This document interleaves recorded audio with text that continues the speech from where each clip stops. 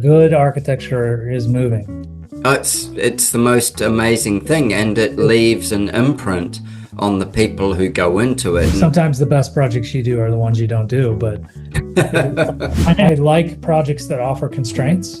I like sites that offer constraints. Give me a square lot in the middle of Flatsville, and I will struggle to find a beautiful scheme for it. We have dust, we have organic matter, so we have mold. The toxicity of mold is massive, and the people who go, oh, well, that's okay, I'll just close everything and live with my air conditioning, I'll mechanically do it. That doesn't mean they don't have mold. In fact, they could be spreading, if they're not servicing it properly, they could be concentrating the mold onto themselves. Welcome to Talk Design Podcast, the space where creativity meets conversation. I'm Adrian Ramsey, your host, and as someone deeply entrenched in the world of design, I'm thrilled to introduce you to the minds that inspire me, in the hope that they will spark something special within you too. From a design past crafting women's swimwear to pushing the boundaries of performance sportswear, from mountaineering to international yachting to implementing systematic innovation solutions that transcend boundaries in aerospace industry, my heart remains rooted in architecture, and exploring the emotional tapestry woven by built spaces is my fascination. My journey in design has been what can only be described as a life of design. I want to thank you for lending me your ears. I'm eager to embark on this next episode together. My guest on Talk Design today is Jason Boyer. Now, Jason has been on the podcast before and he's returning. And in between those times, I've actually had the wonderful opportunity to sit down with Jason, drink some cocktails, hang out in Phoenix when I was there recently. And it makes such a difference when you've not just met online, when you've actually met in person and got to, I suppose there's a different level that happens in the relationship.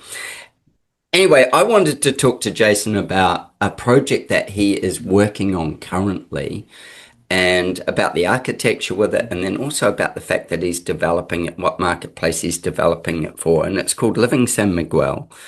And with that, it is in a very beautiful, special neighborhood, and it's a single home versus being multi-res, which we've talked about before. It's a single home, and we were just having a pre-chat just about some of the things that happens with that when it's a sort of a market shift and maybe a bit of a difference. So Jason, welcome back to Talk Design, man. Thanks, brother. Appreciate you having me. And yeah, I echo. It's cool to sit down, have a drink, and talk to you live and in person. Yeah, hopefully we'll be doing this for years to come. Absolutely. Next time I'll visit you. How about that? Yeah, well, actually, I was talking to I was in town for the Texas Society of Architects DesCon, design conference, and I had no idea. I had been to Phoenix a couple of times and Scottsdale a couple of times before. I had no idea that it was as big as it was. In fact, even while I was there, I didn't experience really how big it was. But yeah, it's sitting at like either the fourth or fifth biggest city in America. And with that, like you suddenly go, wow, there is so much population. And then with that comes so much diversity of income and wealth. And it's a juggernaut of a place. And the towns that kind of make up the greater area are like, yeah, there's some magic out there. And I got that from the first time I ever visited, but I never really got it until this last trip, and then met a bunch of cool people while I was there. Wish I'd had more time, kind of came in, got out too quick. Right. So I'm coming back to hang out. And you should come back with no itinerary. That's it. Yeah, that's it. And, I said to the guys that be in the Texas Society of Architects, they were saying to me, when are we all going to come to Australia? And I said, Jennifer, she's the boss. I'm like, Jennifer, when are we taking them all to Australia? And she goes, okay, let's organize something. And so we're kind of playing with 2027 as being a organized tour, and then there'd be a disorganized tour that I would run after it as well. There'd be an organized tour with the TSA, and then my disorganized tour where people go and do some things outside of what they maybe did on the TSA tour, but then also some adventures, not just let's go listen and talk, sniff around architecture. Yeah, you got to Let, leave some random time in there, for yeah, people. exactly. Just be, be with the place. As you said, mine, but there'd still be an itinerary, but without an itinerary as such. Yeah, Yeah. yeah. Some planned chance encounter space. Absolutely. And I think that's the magic of anything. And I was so glad, even though my itinerary was sort of like 8 a.m. to 8 in the evening, I drove into Phoenix that day and there was an event that the TSA were doing. And I'm like, no, I'm not going to do that. I'm going to come and meet with you instead. Otherwise, I would have just got filled up with the TSA event. And Right. Yeah. I did the same at the far end. I spent an extra like I don't know 3 hours or so with another friend architect out there, and that otherwise I wouldn't have got to catch up with. So yeah, it was good. Well, But those few hours were amazing, but so easily I could have discounted them just to be with the group of the 90 others that were going to be there doing their thing. So I'm so glad that I didn't do that. And Elena, she was the catalyst. That was incredible. yeah, she's good at connecting the dots. Yeah. She knows a ton of people, and yeah, she's good. She's been very, very.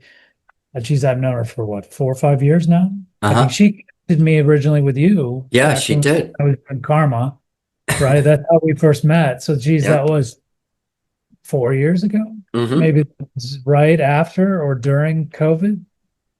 After.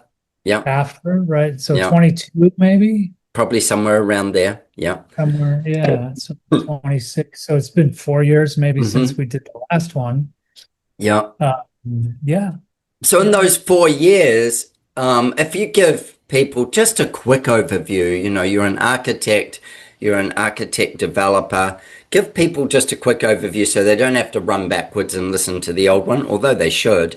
And this one we'll have on YouTube as well, so they'll be able to see you, and then we'll be able to share some pictures as well. The old one, we never did that. Give them a quick overview of, who is Jason?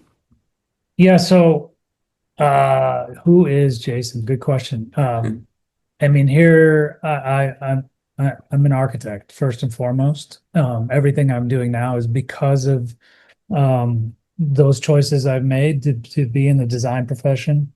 But in 2020, I I rebooted my entire career to move into the development space full time. And I created you used the word earlier in our conversation, avatar, right? So my avatar, my figural sort of being of what a development company would look like is one that's more design focused, led from a design standpoint, that seeks to do development that leaves a place better than we found it, Mm-hmm. uh, and adds a little twist in that we try to build our own work as well. So Boyer Vertical is just that. It's a vertically integrated, design-led development company that's rooted in just creating meaningful real estate, architectural properties that just elevate the common the common Developer person narrative. experience, right? Yes. Yeah. Like I just believe like I can do it better. Not that I'm better than there's a lot of great real estate developers out there, but I just believe like any developer building something should do it in the best possible way. And so that's what I strive to do. So that reboot happened, and prior to that, I had done, I spent nearly 30 years as an architect, right?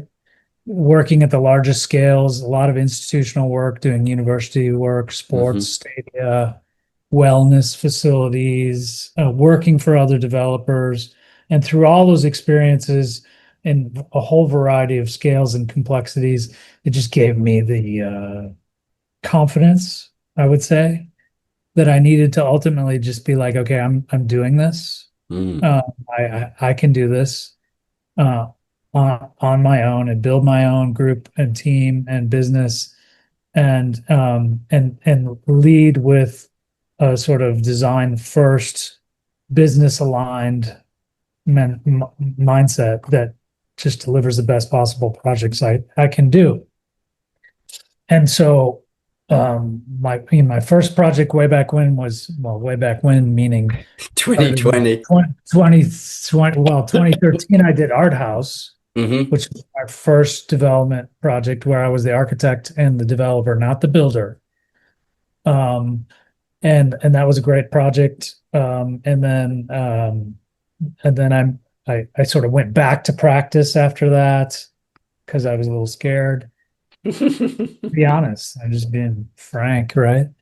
Um, and then came back out with Karma, and Karma was 11 unit infill deal where I assembled three plots of land and replatted it into 11 single family homes that I designed, develop, and build. And that was when I added construction. Yeah. And I don't seek to build other people's work. I seek to build my own just because I think it helps me manage my own ability to deliver the best possible project. Yeah. Um, I look at it as like risk alignment. The more Uh-huh. levers I control, Yeah. um, and sometimes it's crazy because I'm doing way too many things and I need to expand and but you have sort of rub of like I need more money to pay that person. I need to add to the team, and yet the thing's not built, and so you haven't recouped the profit. And there's this whole kind of crazy grind that gets there. But anyway, you work through it. It's just like when you start a new job, if you go work for somebody, you don't show up and be entirely competent on day one, right? It takes 6 months or so, could take 2 years before you're fully like in the groove, right? Yeah, absolutely. They're investing in you at the start, and Yeah, then yeah, and then eventually you're starting to pay that back, and yeah, then once you've paid it back, then you become an asset to the firm. But up until then, you're just in the liability column, Give it a year. yeah, Yeah. yeah. And so I've been through that cycle at different scales of practice Hmm. with different partnerships, big, corporate firms, smaller boutique practices, and ultimately just one thing became misaligned in the relationship along the way. And I'd find myself in the reboot condition. And Right. so in 2020 was one of those moments. And at that time, I'm like, okay, I'm just going to reboot in my way that's aligned with my goals, my family's goals, and start out. And Karma was the first project to come out of the chute for that. And um, it turned out well. We made good money. It won design awards. The people that live there love it. We actually live in one of the homes. We bought one of the homes. We're Right. You today, right live in now. one of them now. I'm in my home office shooting this with you. Yeah. And we'll keep it. Like we're going to move to another project after this, but we're going to keep it as an investment property. Uh-huh. So it becomes part of our portfolio. So Yeah. while I'm doing this architecture development thing, I'm also building a portfolio of Of. passive income, Hmm. right? That can, Hmm. pay for lifestyle choices or the ups and downs of development, right? Hmm. Because There's plenty life of them. life of entrepreneurial development is you're first in and last out. Yeah. Well, that Um, was something I was going to say. Like you go from essentially having the security of being either in a practice or with others around you, even if it's a wage, you go from that to all in, and where you used to be able to, I don't know, get paid fortnightly or monthly or, some sort of semi-structure. Suddenly what you're doing is you're spending money for a long, long time before you get paid any money. Yeah. Like the gap's not a 2 month gap. It's like a 24 or greater month gap. Or greater, for Yeah. sure. Yeah. Yeah. I mean, think about the design cycle of a Uh-huh. project. You might spend 6 to 12 months, depending on the scale of a project, right? And then you move on to the next one. Maybe you got a little construction administration. Yeah. It moves into construction, right? That might take 12 to 18, 24 months, depending on the scale. But when you're developing it, you're starting way before the design cycle because You've got to get the site. you got to get the site, you got to identify it, you're spending money, you're doing due diligence, you're building your team, then you're getting in design, permitting, entitlements, all this stuff. So you spend, construction, spend more. Yeah. Somewhere along the line, you got to market it because Uh-huh. ultimately you got to exit, right? So you're either selling it or leasing it. So Yeah. you're finding your client avatar along the way, Yeah. right? You're creating these projects for. And that cycle is 3 to 5 years on average, every project. And so back to your point, Mm. the rub is being able to get to a point where you can endure the gap in cash flow, Yeah. Yeah. right? And so that's for me, that's where the real estate portfolio side of it, having enough investment property income to bridge not paying myself for a little bit if I Yeah. need to. If you Right. need to. Yeah. If you Well, need to because not pay yourself. yeah. Once you've crossed the line, and also that thing of you've crossed the line as the construction firm as well. Yeah. So Yeah. you're not just taking the risk of your design as the architect, you're actually taking the risk all the way to the sale day. All the way. Um, Yeah.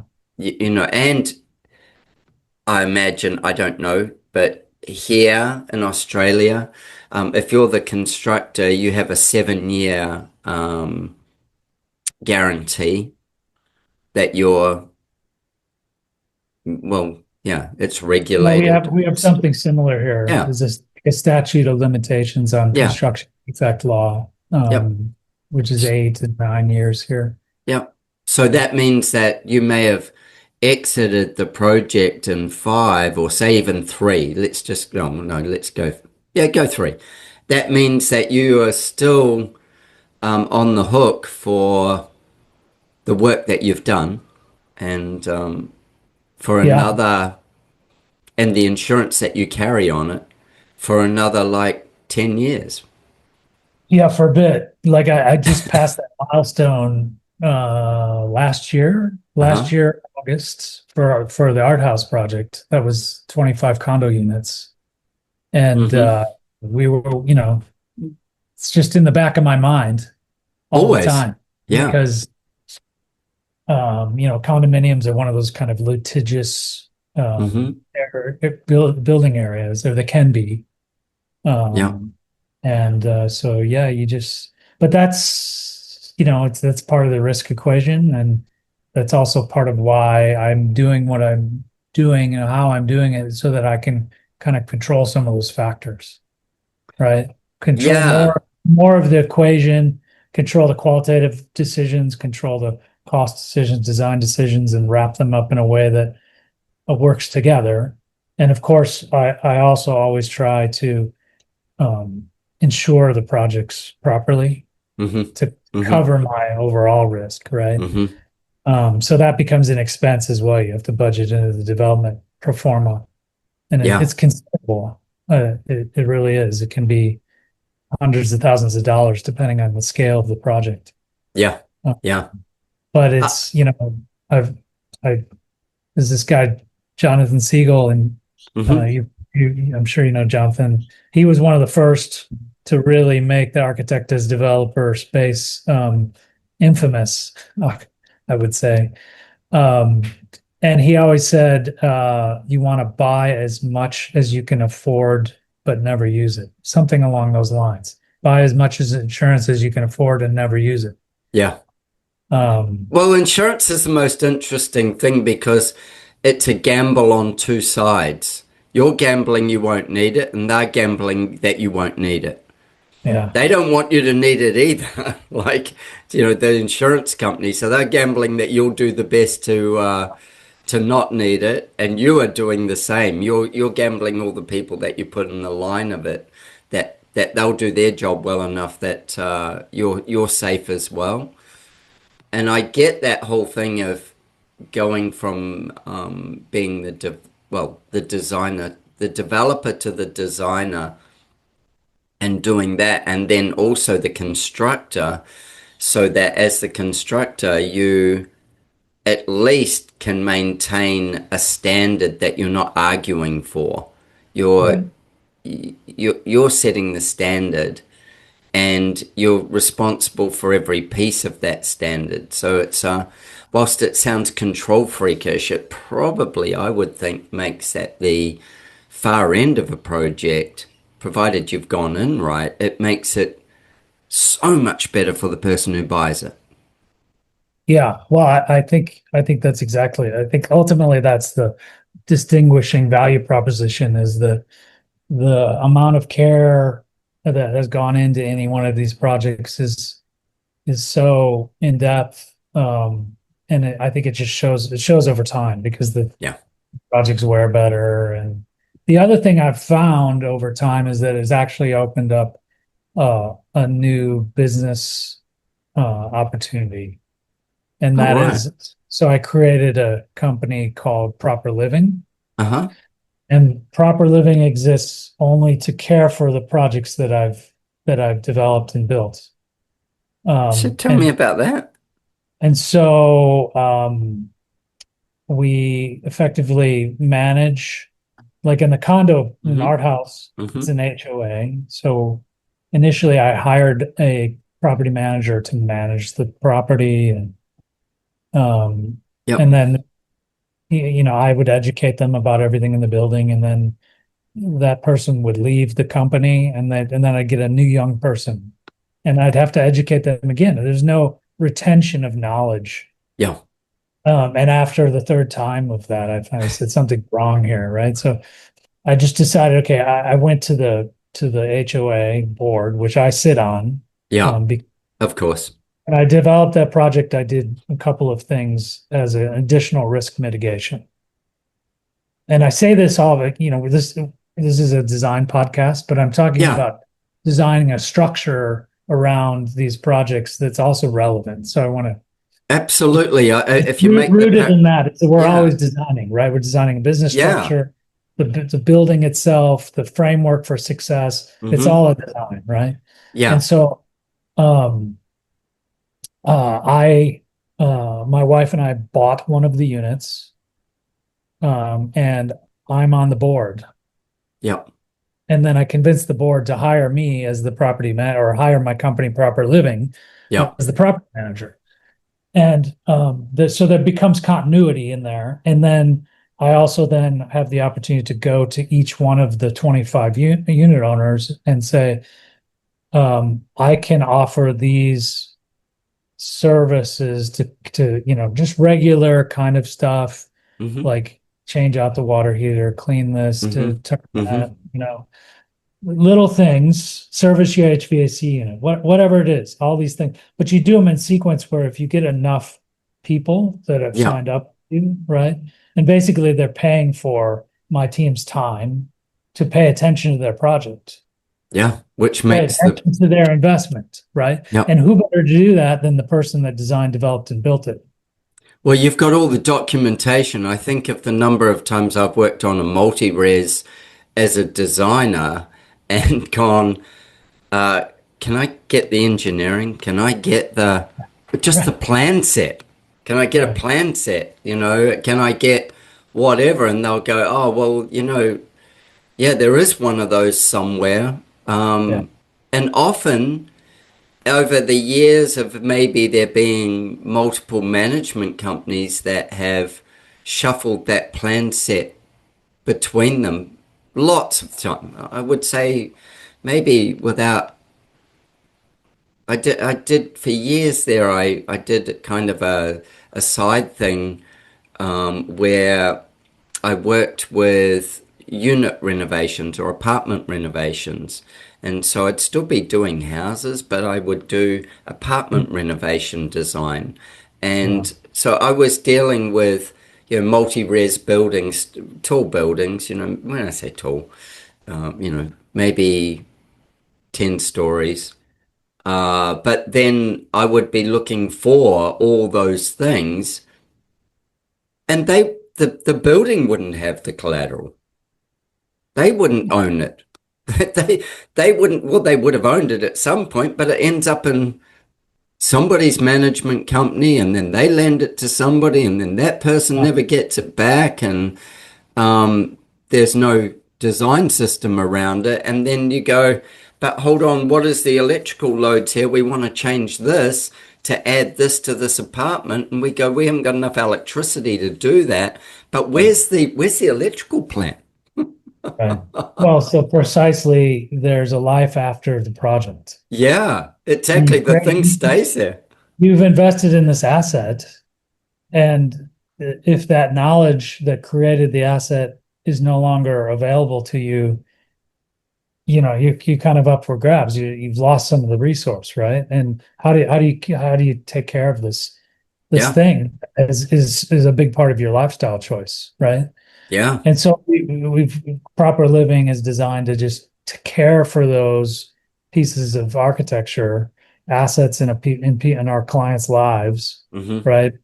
I'm my own client, but at the end of the day, once somebody buys a property from me, they become my client, right? absolutely. Yeah, And I want them to feel like they can reach out to me or somebody on my team to offer that. And I just got to a point I'm like, I'm going to monetize this yeah. and Well, turn it and into a real make it, thing. yeah, and create a structure around it so that it's sustainable. That's the other Yeah, thing. I yeah, think I know the number of times we just turn up to a house that's going to be renovated, and we have no land survey, we have no floor plans, we have no elevations, we have no engineering, because the previous owner of the house, yes, at some point it has sat with the county or the council, but they've lost it in a fire, or they've, whatever's happened, a flood, a fire, or whatever, some disaster, you know, and we start over and draw all that stuff again. Thousands of dollars later, we've discovered everything that we need to know, and then we start our work. yeah, But that's like crazy when you think of the fact that all that information, if collected properly, is such a valuable asset to the future. Because yeah, every place, no matter how well designed it is, people's living situation or individuality customization changes. And, in 25 years, somebody will go, oh, I'd rather the shower was like this, or I'd rather the bathroom was like this. Can we change something? yeah, Yeah. yeah. So, So it's a side note to yeah, you know to how I've built Boyer Vertical, but it just seemed like a complementary add-on. So I created this proper living entity, and just simply to care for those homes, right? So it's part of yeah, it's like it's a built-in amenity, built-in resource, added value, if you will, that you can access um, when you own or lease or whatever, something yeah. that I've created, right? I like that. I think the one thing that sort of shines with all these different pieces of it is that you are prepared to stand in the space of responsibility from the moment you step onto, I'm going to purchase the land, from then on. That's it. You're not letting go. You're offering a way for you to take the responsibility for it forever, with the companies, with the different structures. And that's got a really lovely control freakish part about it, because you get to just, create your own narrative. But for the people who live in part of that, in that community or in that home, it gives them such an opportunity to have a sense of security. It's not, we always laugh about the fact that when you're building one trade, it was their fault. No, it was their fault. They both worked in the same piece, but that must be the plumber, not the tiler, or that must be the waterproofer, not the whatever. It's like, it's always somebody else's fault. In this case, all roads lead to Rome, and it's your fault. And you go, yeah, okay, well, I'm prepared to do that. I'll put the structure in place that makes it so that I can, you find a fault in that with proper living. If you find a fault in something, then you go, oh, well, that could be in every one of these. It might be in a HVAC system or whatever. And you go, we know now that there's all these that need looking at. We know that there should be something that we can alert to it and better support everybody in this, because we've found that there's been a failure from the manufacturer's point of view or whatever it is.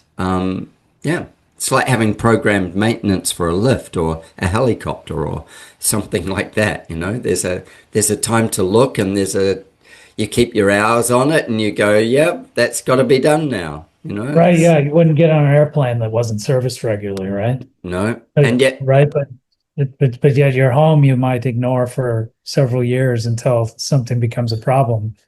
I think of this situation where we live here in Queensland, and I'm in the southeast corner of Queensland, and anywhere where you're coastal in Queensland, mold will always be a problem. We're like Florida. We've got high humidity. We've got heat. We don't really have too much cold. We have great growing conditions. So we have dust, we have organic matter, so we have mold. And mold, the toxicity of mold is massive. And the people who go, oh, well, that's okay, I'll just close everything and live with my air conditioning, I'll mechanically do it. That doesn't mean they don't have mold. In fact, they could be spreading, if they're not servicing it properly, they could be concentrating the mold onto themselves. So yeah, these things like that you go, the number of times we'll see a air conditioning unit be pulled apart and go, oh my God, it's just full of black mold. And that and all the ducting's full of black mold. Like, how's your family's health? That's an issue. Fortunately, we don't in the desert. We don't have that issue. Right. It's more, we have a lot of issues, a lot of extremes that we deal with from a design standpoint, as you do as well in the desert regions of Australia. Yeah. In that regard, some of Australia's climate and the Arizona climate have a lot of similarities. We just don't have your ocean at your backyard there. Yeah, ours is different. We have to go to California for that ocean. Yeah, exactly, or Florida. Ours is different in the fact that we don't have the extremes of America. So we don't have like that North American winter where it is completely frozen over. There's nowhere in Australia that gets that frozen over. And big ice storms and stuff like that. That doesn't exist. But we do have the extreme heat, the same as you get. We get that, but we don't get the super cold. Even down in Tasmania and stuff like that. Nowhere near what you would go through in North America with Canada and also like your northern states. Ours is a whole lot more temperate than that. But landmass is the same size, and there's just no people. We've got no people, you've got heaps. Yeah, we've got less than 30 million, and you've got another 300 million.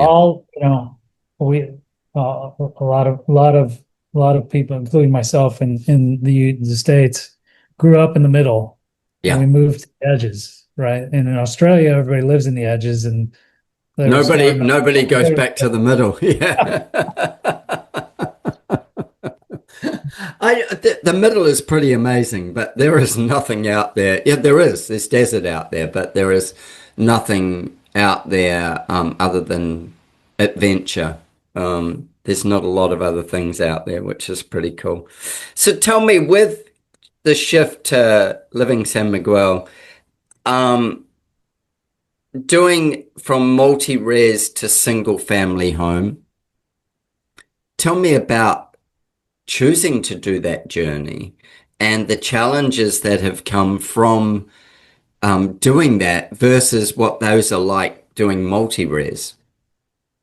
Yeah, well, I guess as an entrepreneurial developer, I'm always looking for new properties. Hmm. I mean, I probably look at 12, maybe 2 dozen before one hits.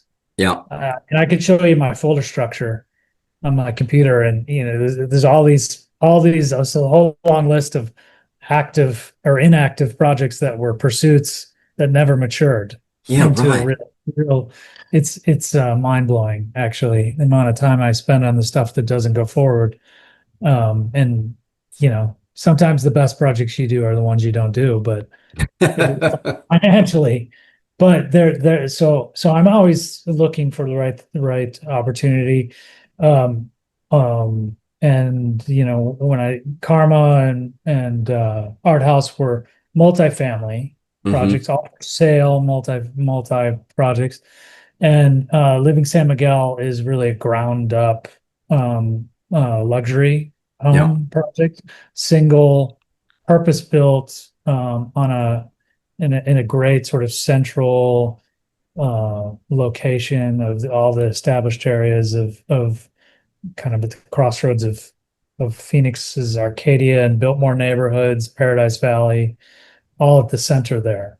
It's right near where we actually met for Where we drinks, caught a up. little bit north of there. Yeah. And it's a great area. We've lived in that area. We have a home in the area and a couple investment properties in the area.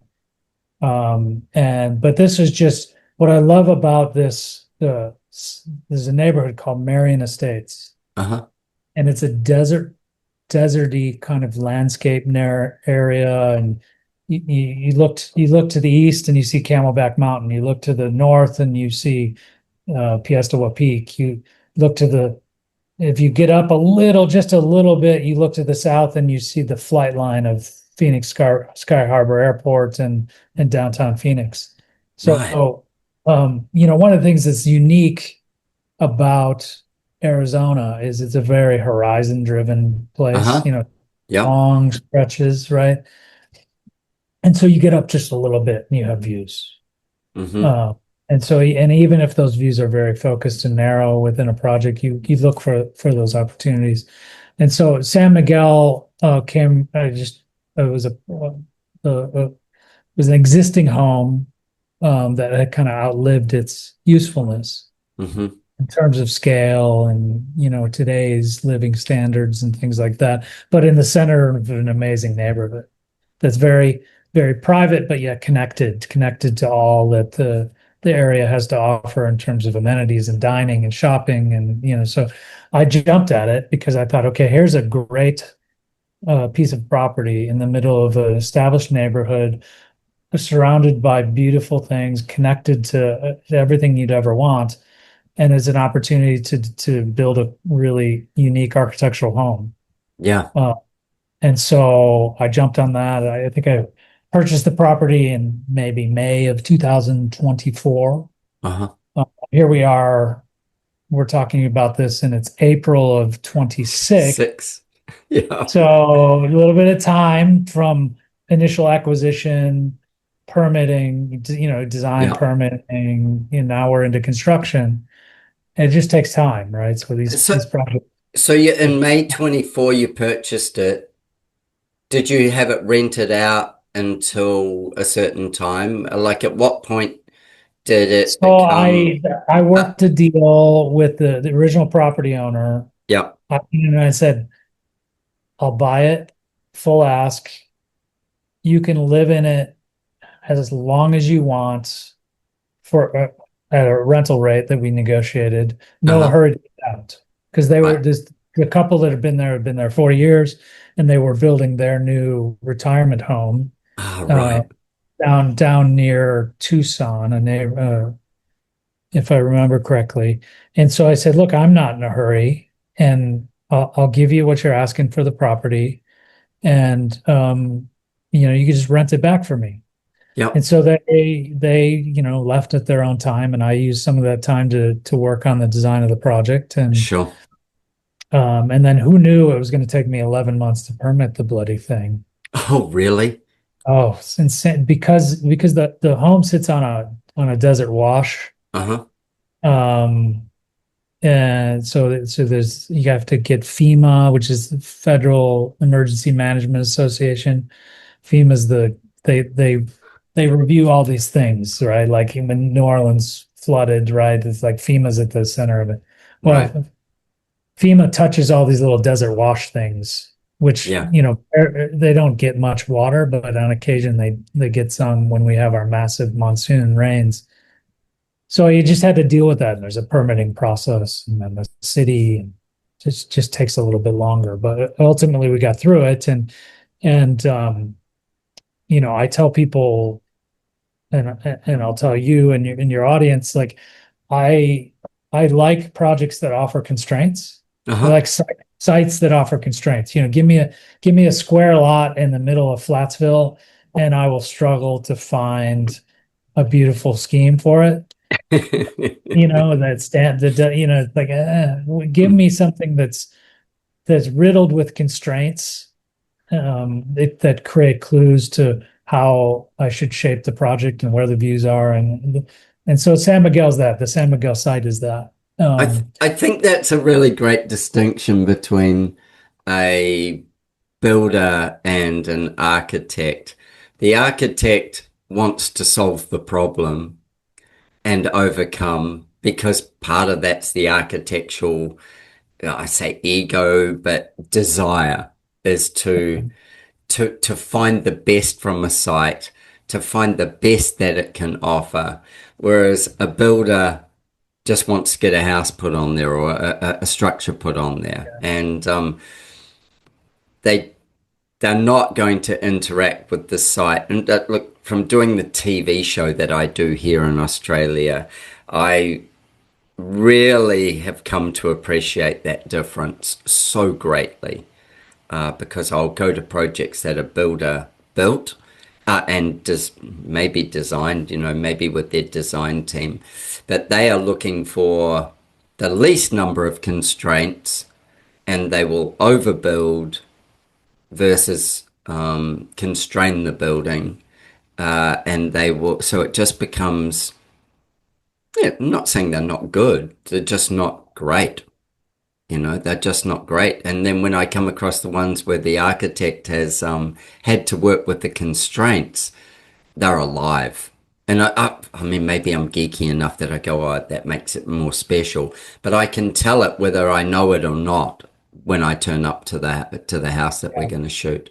I can automatically go, yeah, builder, yeah. Or, okay, some design went in here. Some of that whole It feels different. totally different. And you use the word feels. That is actually where it is. And people say to me often, like, you travel a lot. And I go, well, you can't feel architecture in a photograph. You can only Yeah. feel it in it. Yeah. Yeah. You You know can, it when you're in it. Yeah, it's yeah. true. It's true. It's a good architecture is moving.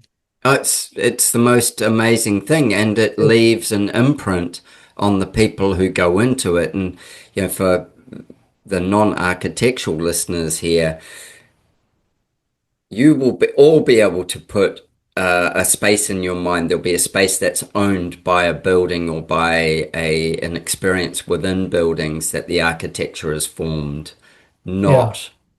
not just the people and the context of it. It'll be the architecture has formed the feeling, and it changes Yeah. it so dramatically. Like, Yeah, good. I'd say, good architecture touches the soul.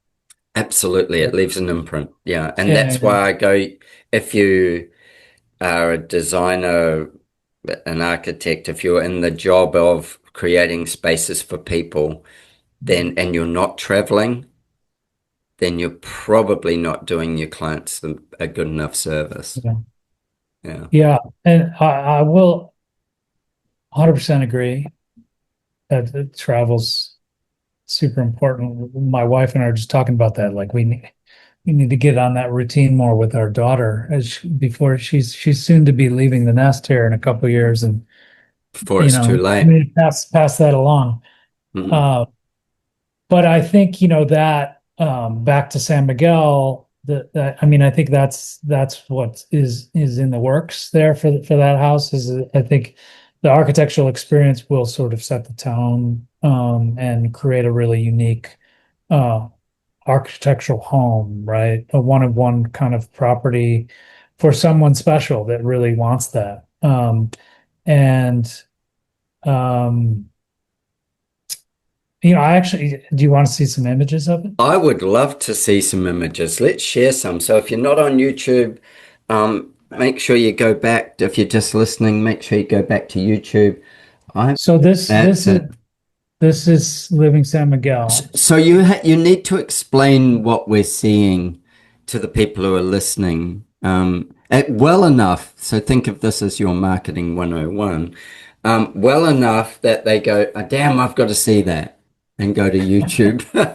Yeah, so Living San Miguel is it's a 5,100 square feet. I don't know what that is in meters. Uh, Divide by 9, with basically. a But with yeah. a casita, and it sits in a native desert landscape, Uh-huh. Sonoran desert landscape neighborhood at kind of the foothills of Camelback Mountain, and just this sort of beautiful private but very connected space. And so this happens to be an image of the sort of side area that tapers down into the wash. And so Uh-huh. here you're looking in the foreground, you're looking at the sort of private patio off the master suite, and in the far is the more public spaces of the home, living dining space that are connected by this large expansive glass doors that fold away and really connect indoor outdoor to the pool, which is a negative edge infinity pool that rolls then into a wash with the casita beyond. And it sits Oh, here yeah, kind right. of New photo. Yeah, at gotcha. the at the foothills of Camelback Mountain that you see here in the distance, right? Yep. And you can see even the color of the mountain Hmm. as sun is setting against it there, brings that sort of orange hue. And so we brought that into the roof of the upper story area of the home is clad in corten, and it sort of pulls from that color. Yep. Um, Yep. and and because it's on this natural desert wash site, there's a lot of mature desert vegetation and cactus. And we went through and scrubbed the whole site, and we salvaged what we could, and we got rid of all the non-native species. And so Nice. this is a rendering that kind of shows a finished condition. Uh-huh. Uh, but you can see that the level of mature landscape that will exist when it's complete later this year. And it sits kind of at the center of, if you know Arizona, Paradise Valley, Arcadia neighborhood, and Biltmore, which is filled with just great, it's a great place to live. Lots of activity, great schools, great food and dining, shopping, connected to it all. Um, So what kind of age group of people live in that neighborhood? um, it's a mix, just because, like many areas, there's always some level of gentrification going on. Hmm. So you have homes that were built in the 50s, Yeah. typically ranch style homes, Uh-huh. poorly sited on a plat of land, that was divided up by a developer that just was getting lots in order, right? Yeah. And they just put a rectangular house on, and the homes themselves are a lot of the original homes are fairly modest, but the sites and the views from the sites that these older modest homes are on is pretty special. Yeah, And this is that kind of gentrification part, isn't it? Like, so those it are is, like 70, 80 years old now, and the site's value and location, whereas once it was on the maybe the fringe of town, now it's yeah, so like it's so connected. sought after because it's Yeah, centrally located, yeah, uh, and you can't replace them. The land value is a big driver of, uh-huh, of, of the whole deal, and yeah, so um, and then you just, because of the land value, then, and you want to put something on it that is going to command, because we're paying a large number. I think I purchased this land for 1.25 million. yeah, yeah. Um, So that is a developer. So while we're looking at beautiful, beautiful pictures of a home, as a developer, there's some sort of metric there. Like I often get people say to me, "Oh, we don't want to overcapitalize," and I go, "Well, yes. Are you doing it to sell it? No. Where is the money? What else are you doing, that you need finances for? And, what's that in their lifestyle? And then they'll say they don't want to overcapitalize on something. And I'll go, overcapitalization on this particular site isn't going to be a problem. Undercapitalization will be your problem. If you're here for 10 years, and not 30 years or 25 years, if it's not your last home, then undercapitalization will be a bigger problem than overcapitalization. And like you're saying, so you've got 1.25 million of land, and then there's some sort of metric, I'm sure, that says the kind of for this home to be here for the next 50 to 100 years, what does it need to be? Because at some point, it's the old house that was there was, say, 70 or 80 years old. It was a ranch style, or maybe, I don't know, but whatever. Those houses are now not what people in that proximity with that amount of money to spend on a piece of land are wanting to live in. They're not yeah, going, "Oh, give me a 1940s ranch style home or 50s ranch style home here, please." yeah, no, How does that work? Yeah. lifestyle demands have certainly changed, and people are looking for a luxury home experience, and I would stress experience, especially in the luxury price point. And Yeah. and so, how does it work? I mean, on a lot. So this is a third of an acre lot, Mm-hmm. with Camelback View adjacent in an established neighborhood with, highly amenitized, um, spaces all around within 10 to 15 minutes of access, right? And so I just a rough order of magnitude guideline. I like to use, it's roughly a 4x increment. So if you're paying 125, Right. your all-in exit needs to be around 4 times what you paid. Right. So 5 So million would be an that exit. would be at least, and I can tell you my exit Oh, is that's more because, of the complications of the site and its slope, and just some of the design strategies that have been built into this.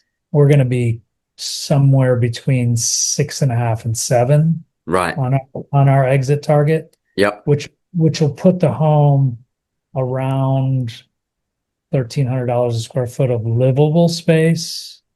Yeah. Um, that's with, excellent timeless finishes and, seamless integrated technology, and, fully landscaped pool, 3+ car garage that's conditioned, the best wall insulation technology, metal roof, on and on and on and on, right? Yeah. It's really a high quality home. It's not for everybody because it's expensive.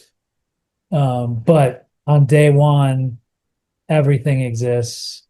And in year 10, it's going to live even better than it did on day one because it's Yeah. in such an amazing location on a mature piece of real estate. Mm. Um, so broadly speaking, if you're just doing a flat, flat lot somewhere, I'd say if you bought the property for 250, Yeah. you at least need to be able to justify a $1 million exit, right? Yeah. Yeah. But it just depends what you're putting onto it as well. Because, in this case, I'm building 5,100 square feet of conditioned area, another 1,000 square feet of garage space, another 1,500 square feet of covered patio space, all in about 7,200 square feet of structured something are going Wow. into Yeah. this project. And it's all connected with, indoor, outdoor kind of design thinking so that the indoor spaces can dissolve, the glass can pull apart and dissolve and spread to the outside. I think Um, I think that's a major thing that has changed in we certainly see it a lot where I live here, but then if I go to colder climate pieces, we don't see it as much. It's still less dissolved. We're in a house as opposed to the house is in a landscape. And here we're very much the house is in the landscape, and we get to be in both. Sometimes yeah, under shelter and sometimes not under shelter. But, the lines are very blurred so that we are way more connected to nature. I do a thing with my clients called an emotional floor plan. And, on the podcast over the years, when I've played with the emotional floor plan with people, I'd say 40% of people tell me the space that is most special to them about the home that they're in now is not in the home. It's actually in that blurred area between the home and the landscape. And they can uh-huh. feel the breeze, they can feel the temperature change, they can feel the wind they can hear the birds, they are connected with nature versus being contained in the safety of their house. Now, they're still in the safety of their property, I would say, or the safety of that sort of overarching piece of what that is about. But it would be as high as 40% are telling me it's not in their home. It's Yeah, fascinating, eh? it's like the in-between spaces. Uh-huh. Right. Yeah. Yeah, yeah. Yeah. Yeah, And that's yeah, why they're so important. And right. yet I still see in America, I still see a lot of homes built where, yes, there's glass, but the glass is actually everything behind it's conditioned and everything on the other side of it is Yeah. live, we'll call it. Right. Right. Yeah. Yeah, I see a lot of homes in Arizona in particular that get built with massive outdoor spaces, but what's often lacking is attention to their orientation Yeah. and shape Yeah. and proper landscape.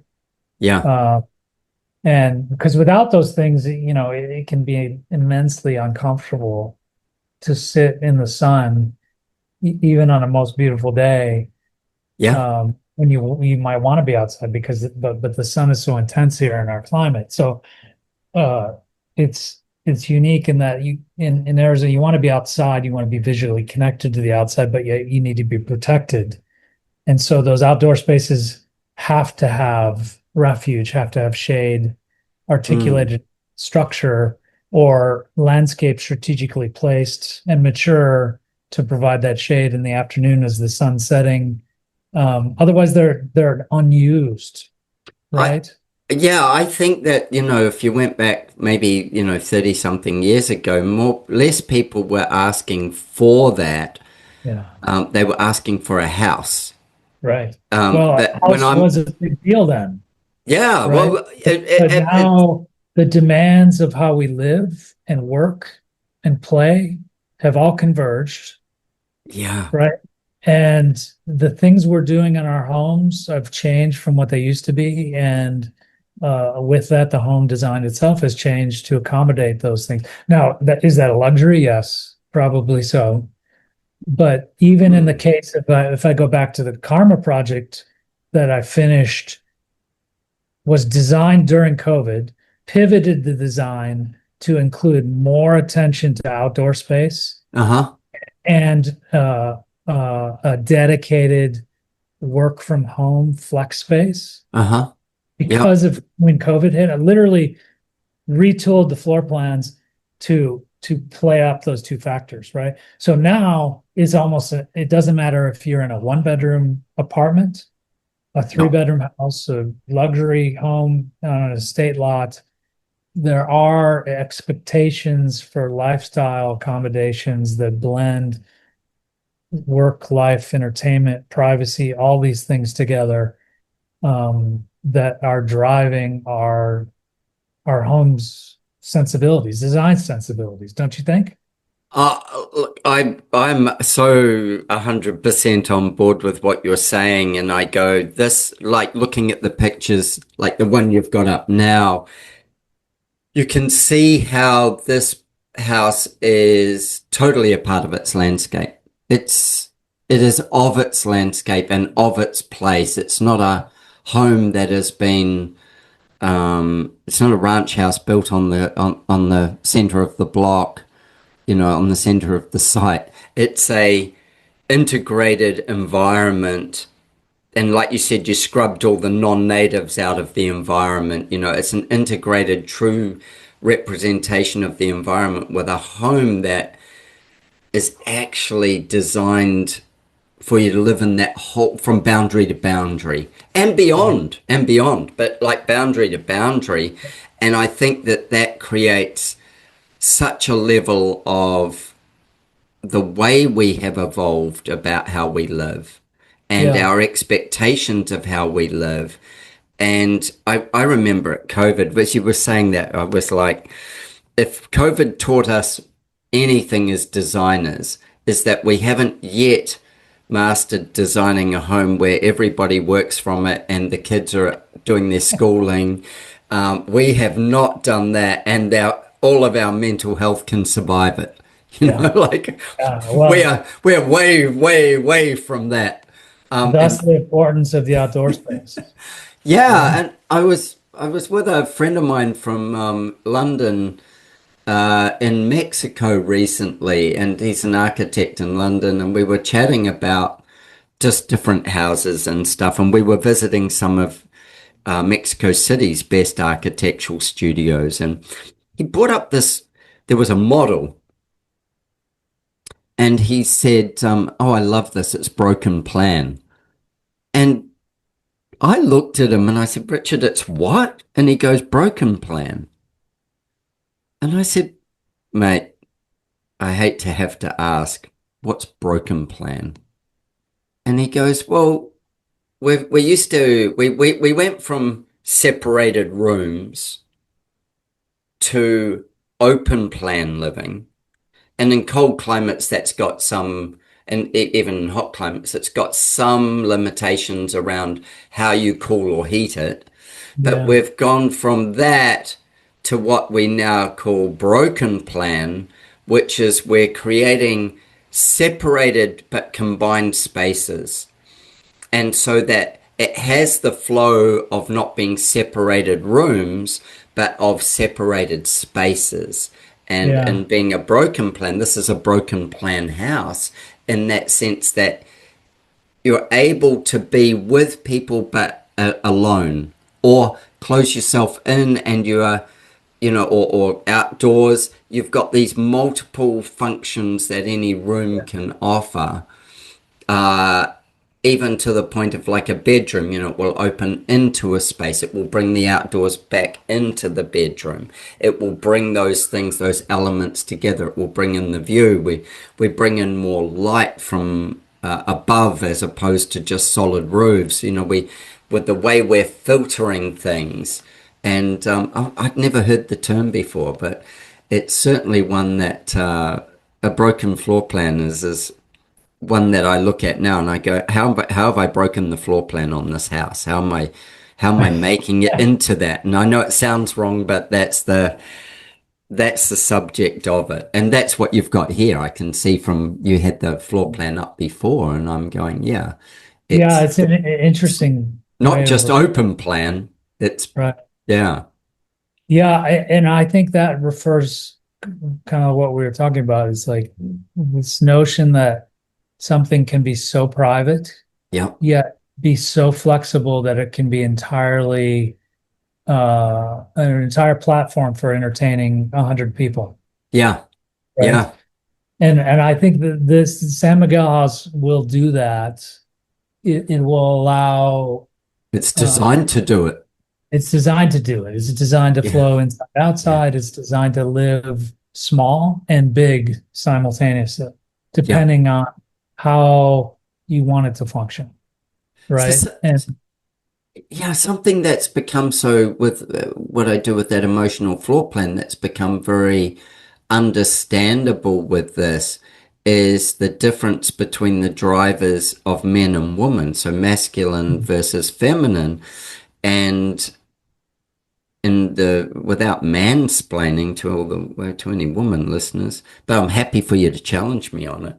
Is a woman's biorhythms runs in a 28-day cycle, a man's runs in a 24-hour cycle, and with that we have different drivers at different times.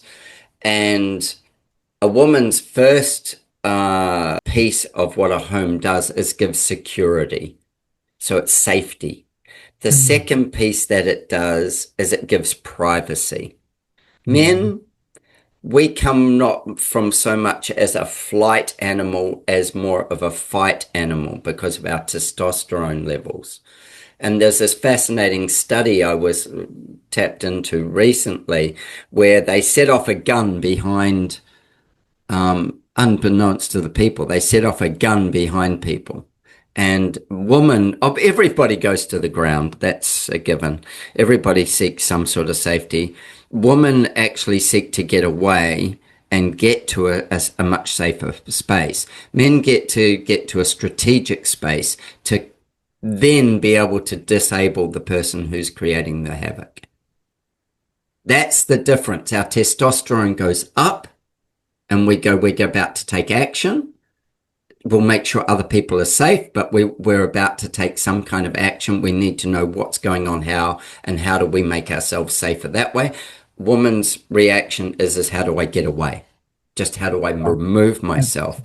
And with that, just that alone, when we look at the drivers of privacy, that thing that you were saying, so that you create private areas, well, the woman's biorhythms running in 28 days, there are times, weeks, days when they just crave absolute privacy. And then there's other times where they crave the public piece of it, where men's, that will happen in a day, 1 o'clock, yeah, you go, leave me alone. Just everybody piss off. Leave me alone. I'm done. And yeah, that's I your think that's a privacy moment. brilliant explanation there. It, I'm going to replay this back. it's so interesting, isn't it? No, I think you're totally true. And that's So, what I look at what you've shown me so far, and I go, yeah, you've created refuge. Once, we create refuge, we were doing it for the everybody, but now we're doing it for the sexes, for the masculine and feminine, and we both need it at different times, but in different ways as well, and for different spaces of time. And so I think that this is something that I hear talked about in the trends of houses is what we call self-control. And that isn't not losing your shit. It could be as well, but it's not that. Self-control is how do we make architecture respond to giving us control over more elements of our lives. yeah, So in yeah, this case, you're building in wellness layers of connections with nature, connections with views, circadian rhythms with the way the sun comes in, the fact that it fits within the landscape, it's not on the landscape, it's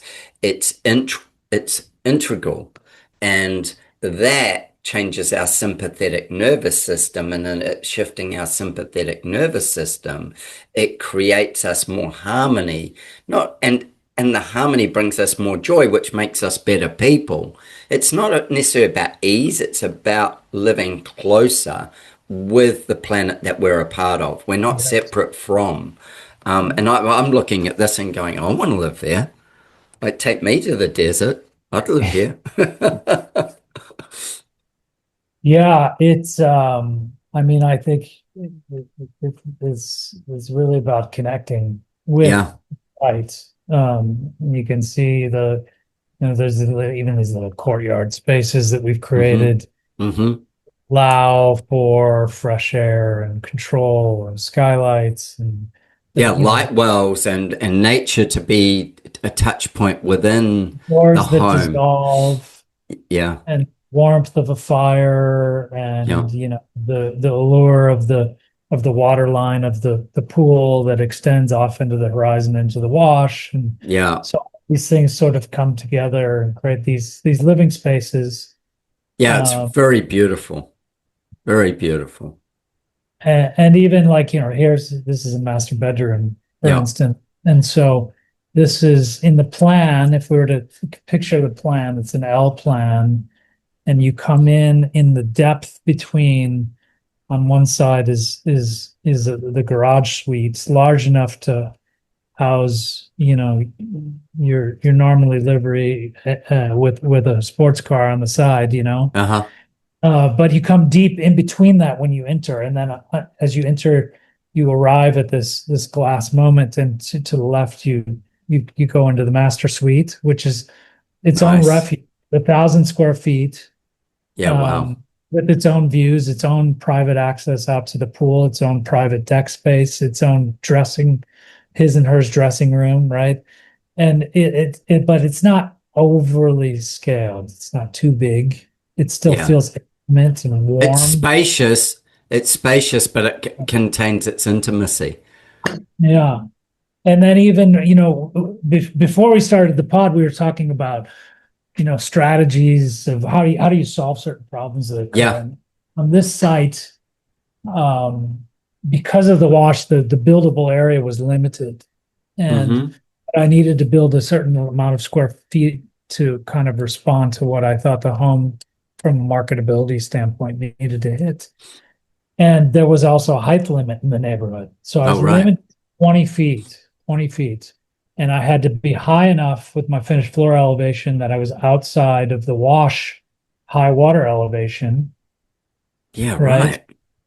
And so if you remember the silhouette of the roof form of the house against Yeah. Camelback, that's actually a second floor space. But we're Okay. hitting the second floor all within 20 feet of height. Well, I just did the math because I needed to convert that. So for everybody who's not working in feet, that's 6 meters of total space. It's 6.096, which when we've still got to have insulation, roof cavities. In the second story, we've got to have a a floor plane in there as well.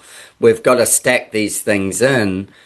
Somewhere in there, we're going to be below 3 meters in each ceiling height, depending on whether we dig. And I'm guessing the wash doesn't say you can just dig into the ground. And so definitely So not. I'm doing the analytical math, going, So what I figured out was I actually depressed a couple of the bedroom ensuite locations. So and then put the other floor above. plane, you descend down, and then above that we added another master suite and living space, which is this picture here. So Gotcha. here you're in that upper living room looking east towards Camelback with the sun setting in the evening. So you get that allure of the light coming through. there's a light there's a big window on the west side, so you get the light coming through as it glances across Yeah. the wall there. And we're able to fit that all in and yet push it back. Trying to think where, let's see if I can find a good picture Good. here that describes that. So you get Um, the different height levels internally in the home. Yeah. yeah, maybe That, this view here is the best. uh-huh. That's the two-story portion at Yeah. the back of the property. And so what's unique too is that from the street, it only feels as one story, Yeah. Yeah. It's not overbearing on the lot. right? And Yeah. the entry is pushed back so that it's very understated from the entry itself, but it's strong, bold, clean forms, Mm-hmm. right? Crisp materiality, a lot of vegetation, the right amount of lighting at night that sort of just guides you to this entry point. I But we're think, able to get all this to work by depressing those two bedrooms and then adding the space above, which magically makes it all come together. yeah.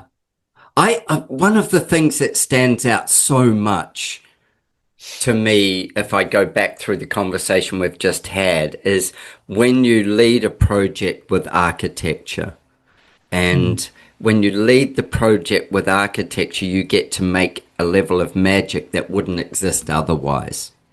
That I think is like it just stands out so clearly with what you've done here, because in a build developer led sense, you would probably it would be more overbuilt and brutal, I would say. Not Yeah, not brutalism, just brutal, just no, you're completely right. And in fact, the way house, less there thoughtful.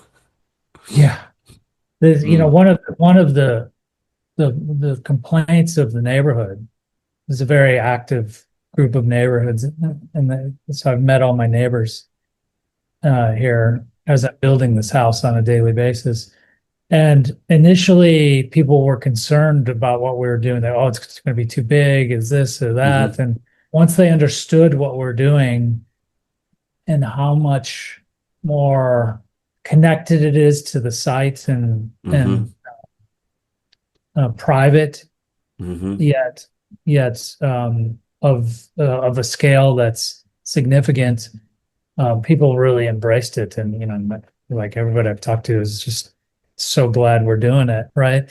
And really, I imagine there's a whole bunch of people that go, geez, that bloody Jason, because they're feeling inadequate about how their house is delivered to the site that they're on now. yeah, When they see what can be done, and there'll be conversations at dinner tables where people are going, "Honey, why can't our place be more like that? Could we do something with our place that's like this?" Somebody's sitting there going, "That damn bastard! What did he do? right. Why did he come to my neighborhood?" My neighbors across the road have a house that stretches over 2 blocks. And I remember when they built it, it was partly a renovation and partly a small piece of renovation because there were some setbacks and stuff that they could maintain. And I remember he's a developer, a big developer. And I remember saying to him, "Thanks for nothing." And he's like, "What?" And I said, "My rates bill, my land taxes." He's like, "Hey, I've got them too." And I'm like, "Yeah, but mine are going up because of what you built." The value of our neighborhood increased significantly because of the value of his build. And when I say the value of his build, also the design of his build, it was beautifully designed. It was Yeah, well thought out, all those things that somebody who is a developer, in his case, has had years of experience, not creating residential, but years of experience in the space and making the right choices for them and their family. And you really see that it set a benchmark of what not everybody else would do, but could be done, and that could it be was done. Yeah, worth doing to take in the views, to take in the breezes, to take in all those things. And it's lovely to live in a neighborhood where you've got that. And in his case, you can see it. In your case, people are going to drive past this, and the ones who get to really discover it are going to feel like they've opened up an oasis. They've opened up something that otherwise they had no idea existed. That's what's going to happen with it because it's so beautifully tucked into the landscape, or the landscape so beautifully integrated with the home, whichever way you want to look at it. Yeah, well, I'm glad those are your words and not mine because that's a better indicator of that we're moving in the right direction, right? Oh, yeah, no doubt, man. No And doubt. I think it's gonna, I mean, I see it every day, Yeah. right? I mean, we just completed the integration of, we brought in a whole bunch of mature 60-inch box trees Uh-huh. into the wash area because I told you we got rid of trees because Yeah. they were native. Non-natives. And so we brought back in six trees, six more trees, and then all the cactus we had boxed up that we're going to be using, Uh-huh. integrating, and it's just going to be, I think it's going to be amazing. I think And something else that you've done by doing that, by getting it back to its native species, it allows for the biology of the site yeah, to be closer to what it needs to be for the sustainability of the neighborhood, for the sustainability of Phoenix, for all those things. And I'm not saying, you can't have things that are from not another place, but what it does is it allows that, right down to the bugs and the microbes and all those things, to the birds and to everything else that comes that is native of that area, it gets to thrive in there, not just survive in there. And I think that's a major part of understanding, again, about what you can do with the site. And I look at it from the land whispering point of view of this is what if you will take this opportunity and if you will bring it together, you're creating an ecology piece to the whole place as well. And now the neighbors may not do that and all the rest, but you're giving it its true opportunity to be more of what it was. I don't know, designed to be, in the sense of, it was designed as part of this planet. It's more in touch. And then that more in touch, again, for the humans that live there, they become more in touch. Everything layers down to the experience for the human that gets to be there. And that might be to live there, but it also is the ones who get to visit it. It's the people who get to yeah, go there. Goes I think it beyond. will be a house that reveals itself Yeah. over time. Like if you just if you were a visitor, you came over for an evening and a dinner, you'd be impressed, but you'd be more impressed throughout the 3 hours. You would leave more impressed at the end of the evening than you were at the beginning because as the quality of light changed and the materiality and texture of finishes was revealed because of the way the lighting changed Yeah. from the sunset light peering into the space to the integration of the fixed light, Yeah. whether it's washing up the two-story portion, radiating back down from the wood ceiling, or the subtlety of how the light's integrated on the outside in the wash itself, right? So the native desert species are lit up, that it comes alive at night. I Hmm. think those things, I just, I think we're on the path to something really good here.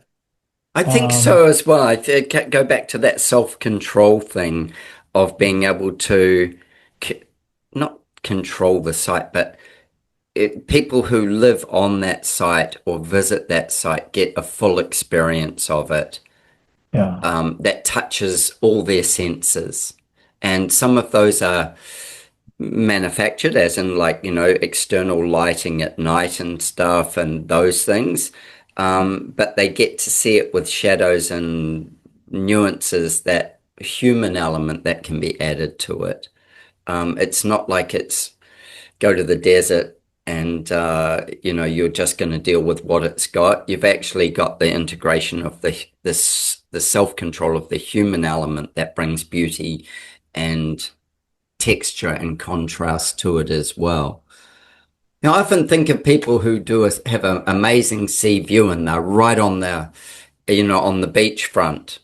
And unless there's a headland or a shape to a bay or something else, that sea view disappears at night unless it's a bright moonlit night, and then we get another view out of it. But otherwise, it's dark. Otherwise, it's just dark. It goes away. Now, during the day, it's dynamic and it shifts and the light shifts on it, and we see the way the sky reflects and clouds and all those things. But what do we do for it at night? Or do we just bring that all back into the house? Like, do we just bring that all the way back in? And in this case, you're in a neighborhood, it's going to have ambient light from other things as well. What you're doing is you're bringing it all down into this space, and creating this space as its own sanctuary. And that's the self-control element. Yeah, it's cool, Like man. this view here, this Yeah. is back towards the entry of the house, right? But you can see there's a little defined Yep. fire pit patio space and a master primary suite retreat in the distance. And if those doors were opened up and, even there's opportunities where there's steps offering you a path down into the wash. Uh-huh. And Yeah. I will tell you that, one of the amazing magical things about the desert is once the sun sets, that temperature cools off. And in a wash setting that's filled with natural vegetation, shading during the peak of the summer, but also creating a coolness that filters down, it almost eases down the wash in the evening. It has this natural cooling effect. Wow. And so you can imagine, even in the depths of summer, this space outside in the evening after a 110-degree day of heat will be 95 and a cool breeze coming off that wash, and you'll love to just sit out there with an old fashioned. Yeah, right. It becomes its space. I love that. Yeah, it's I just love that. it's just like this natural sort of cooling element that comes with that. And then so there's Well, this is the layers of being yeah, design led, man. This is the difference between being design led and developer or construction led. These things are baked into it. This is the self-control of how you use the site and how you get the best out of the site. How it allows people, whoever is lucky enough to own this house, if your wife lets you sell it, is going to they're going to get to experience the site as best as it could be experienced, with the safety and security of a home, and something that, gives them, I want to say refuge, but gives them more than refuge. It gives them total engagement around it as well. That's great. It's great. It's lovely to be able to talk through what you've done. And because often, I go to any house and my first question is what was the brief? Because the brief, it determines what the people wanted from it. And then I'll always ask the architect, well, what was the land? How did the land, what did it brief you, essentially? What was the brief from the land? And then what was the brief from the people? And I firmly believe in all architecture. There's sort of three, or all development of stuff. There's three factors, and the client, whilst they're the patron and they are the most important piece of that, they're third in line. The first one in line is what's the site, and how do we respond to site and place. And then the next one is what are the regulations? Because how are we going to respond to them? because we either spend money fighting them and time, or we spend our brain power solving them without having to go to fight. So we don't waste time and money. What we do is we apply creativity and innovation. That's well stated. I think that's where you want to land.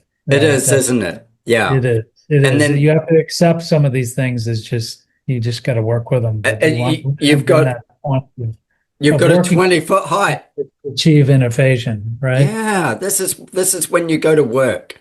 This is when you go to work. This is design is becomes alive at that point. And then lastly, but most importantly, is the client, or in your case, you're your own client here, but the client's wish of outcome for the livability of that home for the next 50, 100 years. That's the last piece that informs how we will work with the other two. So whilst it's the overarching and most important piece, it is not the one that informs us first. It's the one that we work towards getting all that out of once we solve the other two pieces. And you see it when you get beautiful home development, you see it done so well. This is one of those places where the site is being beautifully responded to, and it's got its challenges, but then those challenges have just become benefits. They've put you on that outside patio area, and they've put a cool breeze over you. They've brought that natural airflow down. We've got our flora and fauna that just fills the space as well. That's site response, you know. That's, Yeah. that's the Yeah. site telling you what to do with it, not you telling the site what I'll do with you. It's responding to what it can offer. Yeah. Yeah. Well, I think we'll end up with a one of one kind of home I, here. I love That's that saying as well, one of one. It is one of one. yeah. It won't suit another site. There'll be elements, but it's not about another site. It's about this site, its views, its position, its wash, its breezes, its noises. You know, it's about this site, and then it's how to make something beautiful and with a timeless nature that doesn't, like in 10 years' time, go, oh, yeah, that was built in 2026. You can tell because da da da da. So true. It's what you just said is so true. You want we I think I said earlier we lived in the neighborhood, and so I'm familiar with this area, and when the site came up I kind of jumped at it because we like the neighborhood so much. But one of the things in our home that we have that's near here is we designed it to be kind of highly contextual with the neighborhood. So it's in an existing ranch neighborhood, and Mhm. but it still has the indoor outdoor sensibilities. This house has without with more of a ranch scale vibe Yeah, than this project. But the interior space and the finishes and all that were done with the same kind of timeless mentality to yeah, it. yeah. And I've had people come through and look at it, and it was actually published 10 years after it was finished because we Yeah, had some right. people come through it and they were like, did you just finish this? Right. Yeah, And so like I feel like when those things happen, you got it right. you're right, because it's like Yeah, people get it, right? And yeah. you just want something that feels just as good or better 10 year when it's 10 years old as the day it was finished. Like if you're getting comments like that from the general public, like I you've done something You've done right. it right. I think that, like as an analogy of that is a Porsche 911. Yeah. Now, we can look at the Porsche 911 and it's had a couple of like ugly phases. When I say ugly, like, yeah, kind of slight Justice, misdirections over different periods correct. of, yeah, just, too much fruit or too much whatever at different points. Um, But the scale and or the sensibility of the car and the overall look of the car has told a story that is just a piece of an evolving story over many years. And it's a completely different vehicle from when it first started to what it is now. But with that, it still carries its own value of storyline. And whilst you may end up with some pieces in a home that are of this moment, the whole home isn't of this moment. It's not Yeah. just a piece of fashion. And I used to design fashion, and I think it was Linda Evangelista said, fashion's so ugly you have to change it every 6 months. And that's what with architecture, that's what you're avoiding doing, is making it so that you have to change it every 6 months or every 6 years. What you want is the sensibility of something that has longevity.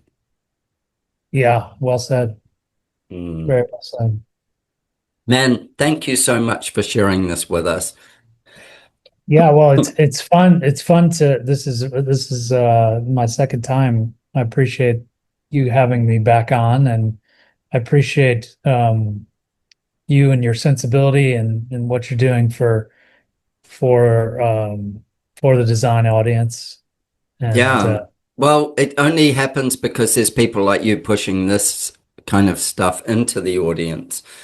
There's people, whilst there's great people who design, then we've got something that takes us all a bit further, and it allows people to you being so transparent about how and why and what matters gives people the ability to go, those things, I didn't know them before, I do know them now, and I need to rethink my approaches. And that may be as a homeowner or it might be as a designer. It just gives people the perspective because you're happy to be transparent and share. And it's you guys that make it happen. I just want to learn from all of you. This is my education piece. oh, don't be so modest. No, I'm dead set. I'm dead set. I we go, all this is learn from it. each other. That's the Yeah. truth. And you Yeah. learn, you learn by doing, and you have to be willing to make a mistake here or there, catch Yeah. yourself, Yeah. learn from it, reapply it. Don't make it the second time, but still be willing to take some risks, right? Absolutely. Um, You've got to move forward. In October, I'm planning on being back in the US in October. What stage will this home be at in October? I'm well, giving you just enough warning to know, we'll be like, nearly done. yeah. I definitely will be done by the end of the year, but we'll be fitting out the finishes for sure. Okay. Yeah, yeah. I So if you're, I would love to do you're that. always welcome. Yeah. I You're might always, I'm just thinking in October, towards the very end of October, I'll look at my itinerary and if I can get to Phoenix at that time, it would be really fun to come and do a video walkthrough, and relate it back to what we've created here, like sort of create a live podcast piece for this, so that people can see the actual outcome, depending on how close to finished it is, or yeah, where we're at. Yeah, it'd be well, fun. I will tell you that the developer side of me says that we will be nearly complete at that point. Yeah, that's if we don't run out of fuel in the meantime, Right. or food, or Or helium. money, or Yeah, or money. money. Exactly, man. Jason, awesome, buddy. I really appreciate this. Yeah, Um, no, it's fun. It's fun for sure.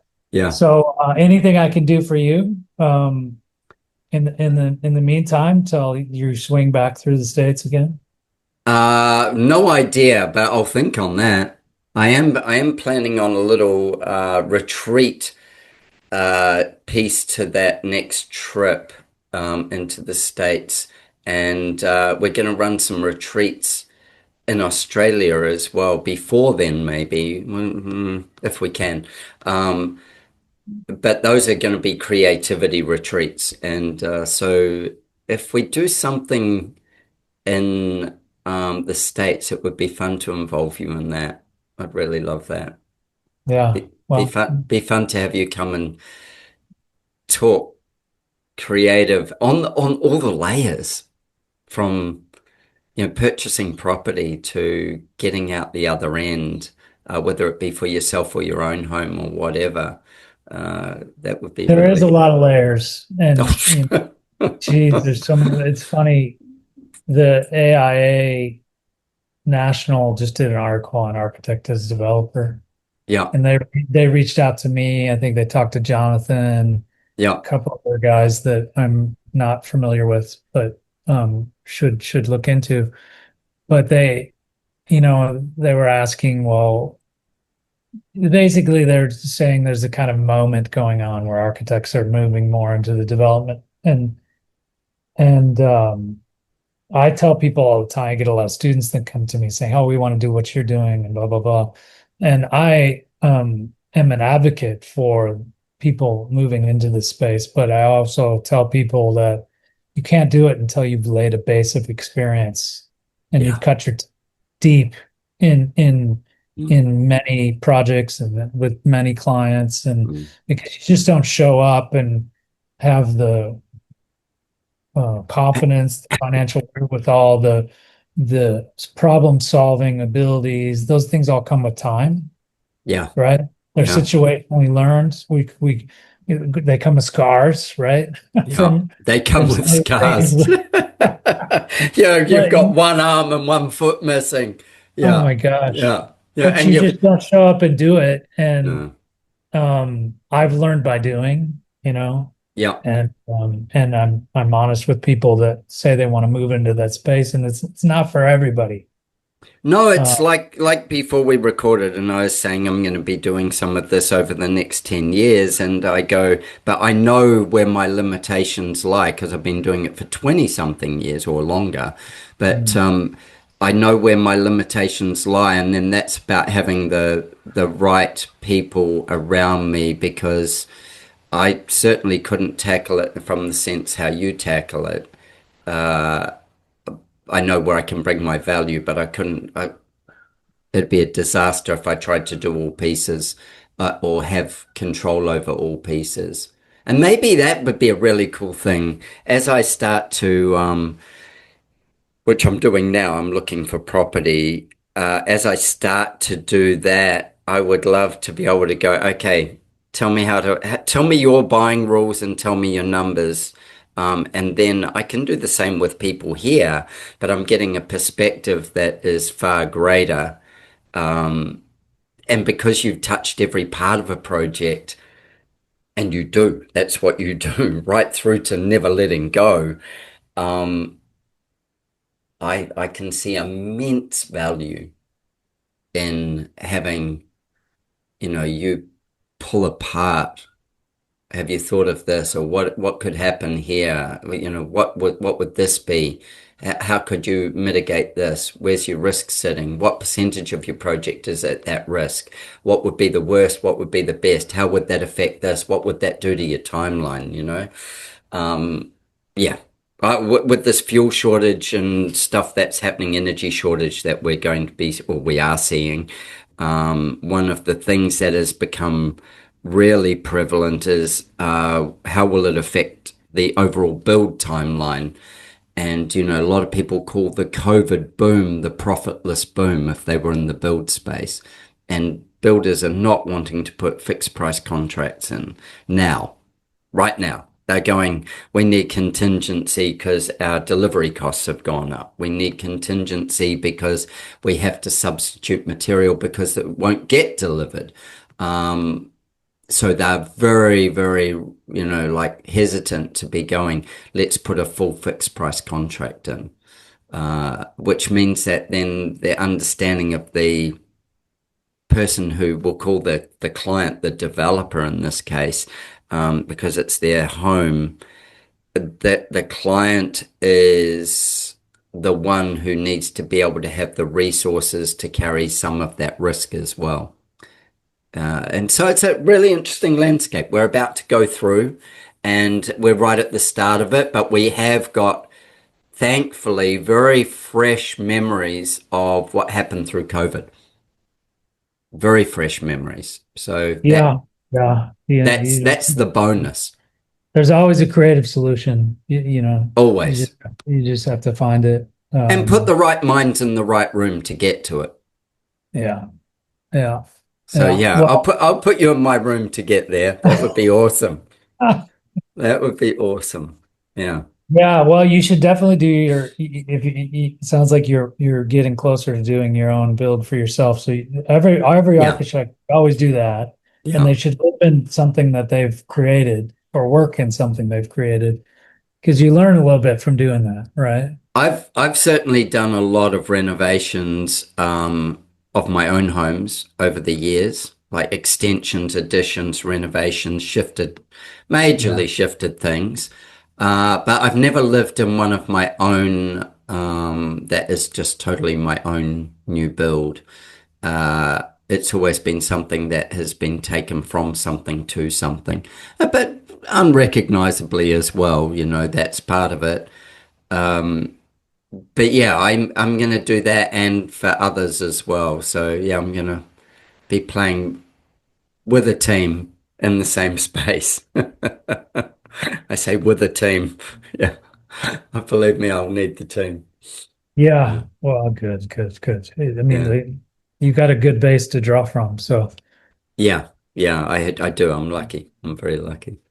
Man, that's been brilliant. And I'm looking forward to October, November and coming and seeing this and hanging out in Phoenix as well for a well, little you put bit. me on the spot, so I'm gonna have Yeah, to you've got to get it finished, follow man. through now. I'll I be gotta follow. expecting to be seeing like progress reports. Yeah, well, you can follow along at Yeah. livingsanmiguel.com, I think is Okay, maybe. cool. We'll post all that so anybody can follow along or everybody can. Yeah, Um, yeah, okay. Well, yeah, you send me all that and we'll post that with this episode. Um, yeah. I'll send that, and then we're always looking for new project opportunities. The other thing that we're starting to do is get a little more active in our capital raising. uh-huh. I've typically drawn from this project. I haven't raised money on San Miguel and doing it all out of my own pocket. But like in Karma and Art House and a few other deals I'm looking at right now, I'll be raising money again. And so we typically um, once we get a new prop project underway, then we'll start to go out and advertise And for people that are interested in going along for the ride. I think that Uh, that's a really valuable thing for people as even if they're planning on doing it for themselves in the future, being a developer is being involved in a project where they get to look in on the nuts and bolts. They don't necessarily get to drive any of them. They're able to put capital in and take profit out, and they're able to see process along the way.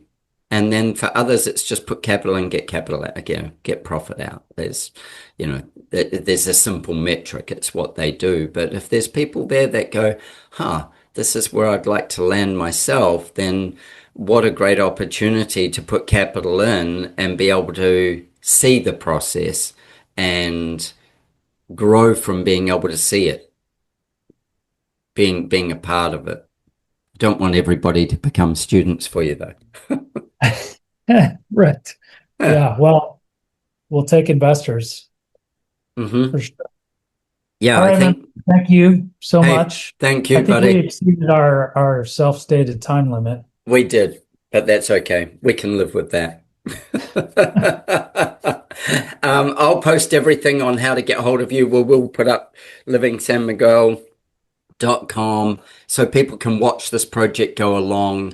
And we may even just drop in a couple of 20-minute podcasts along the way that are just updates through the year. Just what's developed in it, what the challenges have been. We've given a platform that would be fun to do.